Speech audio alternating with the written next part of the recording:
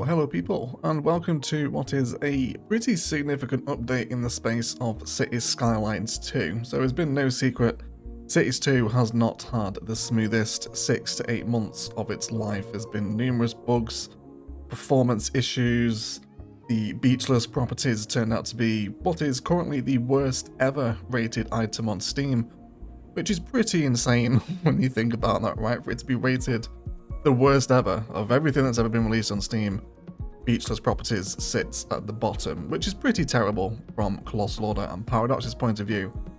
However, in a major announcement and update to the game's schedule, really, from Paradox today, they have told us that they are refunding beach properties and making it part of the base game for everyone. So everyone will gain access to beach properties now. It is being factored in essentially as a free LC into the base game, which is pretty massive. I imagine that's come from really quite high up in Paradox in order to refund a DLC to give so much money kind of back to the community from a publisher that's the size of Paradox. Clearly they're quite in tune, I think, with how badly they've pissed everybody off with beach properties. So that's certainly the biggest news of this update. Beach Properties is being refunded if you did buy it. We'll come on to what happened with the Ultimate Edition a little bit later on in this update video. So if you did buy it individually, you will get a refund via your platform that you bought it from. And if you didn't buy it, well, you're getting it for free now anyway. Beach Properties is now part of base game CS2. Furthermore, if you did receive Beach Properties from having purchased the Ultimate Edition Buyer's Pack, you will now receive 3 free content creator packs, and 3 radio stations have been added to your bundle to compensate for the beach properties refund. Supposedly the reason why they are not refunding the Ultimate Edition keys, which did include beach properties, is because some of them were physical, so that tends to complicate it. So if you are an Ultimate Edition buyer, you are receiving 3 free content creator packs and radio stations in order to compensate you for this. Free content creator packs is also really nice. I'm not a massive fan of the radio stations personally, but if you do enjoy the music in the game, you're going to be getting a bunch of new free music. This update then goes on to say that Colossal Order is now dedicating most of the rest of the year on free updates to the base game, using a lot of the feedback that we have been given as content creators, as beta testers, and as a community as a whole. This, for me, the word in here is quite important. They're using a lot of our feedback. I'm hoping that this means there's going to be a proper forest brush implemented. First of all, a prop line tool. These real kind of base quality of life game engine improvements that the game desperately needed in its sequel. I really hope that's what this point is referring to here. But just to reiterate, Colossal Order is dedicating most of the rest of the year on free updates to the base game, using a lot of the feedback that we as a community have provided. It kind of sucks that it's taken them this long to do that. This really should have been factored in during the development phase, but it's definitely steps in the right direction, I think, for Paradox and Colossal Order, given how bad things have been going for them since October. So I found that point to be really interesting, and probably the thing I'm most interested in there is just what are those free updates to the base game. Sounds like they're moving away from trying to fix the simulation bugs at the minute with the way they've kind of worded that. So we'll see anyway, but very important to note. This also does come with a slight downside in the fact that in order for them to have this time to work on these free updates, they are moving Bridges and Ports expansion back to 2025. We don't really know what Bridges and Ports really sort of brings with it yet as a pack. We haven't had too much information on it. The name is pretty self-explanatory. I'm pretty sure we can expect some more maritime features alongside a bunch of new bridge assets that will also make our way into the road tools as well. But because of the above, because of the refunds and Colossal Order now focusing all their attention on those free updates, we won't be seeing Bridges and Ports until at least 2025. Which leaves quite a gap between now and then, doesn't it? But hopefully these free updates are going to keep people interested. But essentially, no more CS2 expansions until next year at this point. They've also dropped in an update on the asset editor, which they believe and hope will be ready by June. There are apparently some technical issues involving saving and using props, so they're unsure. They think they're going to crack it by June, but this is followed with, this could still be quite flexible. It could be June, it could be July, it could be the end of the year. but they're aiming for June for the asset editor.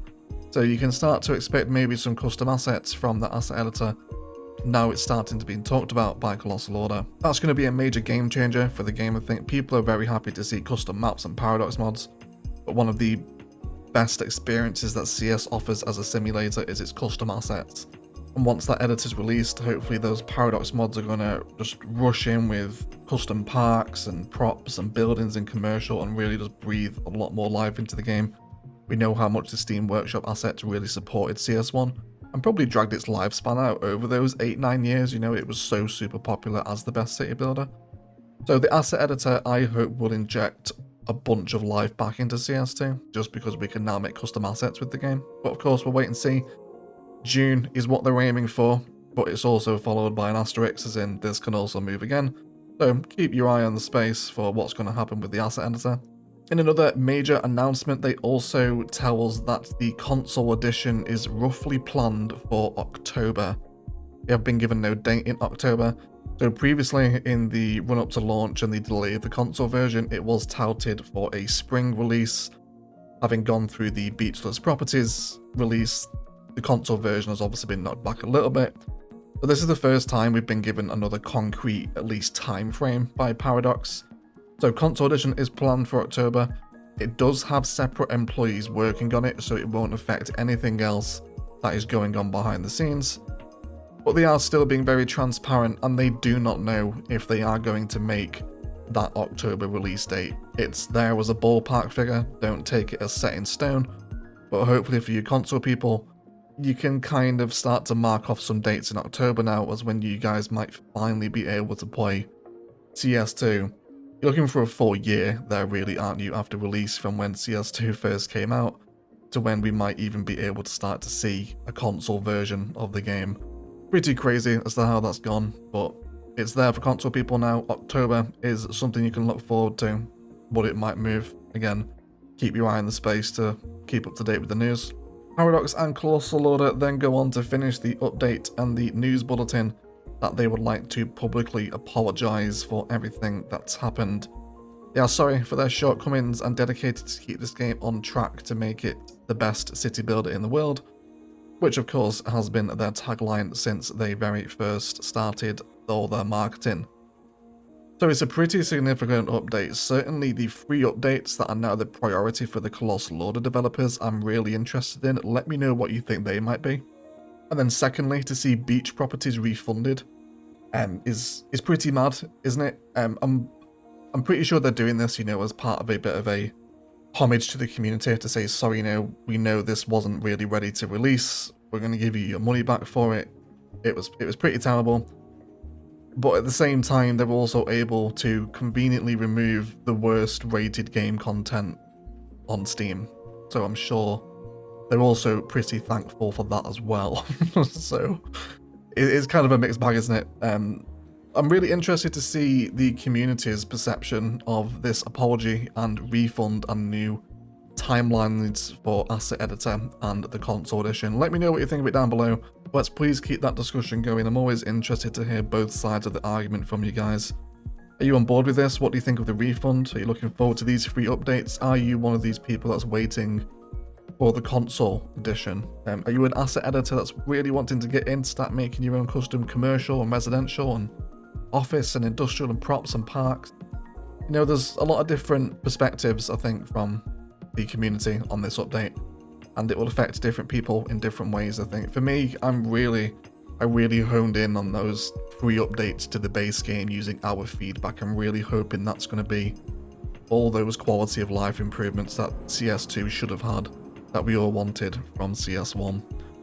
So massive news, huge news actually for CS2. Let me know what you think of it. As always, subscribe to the channel for more Cities Skylines content, plus Man Awards these days as well, which is now finally out.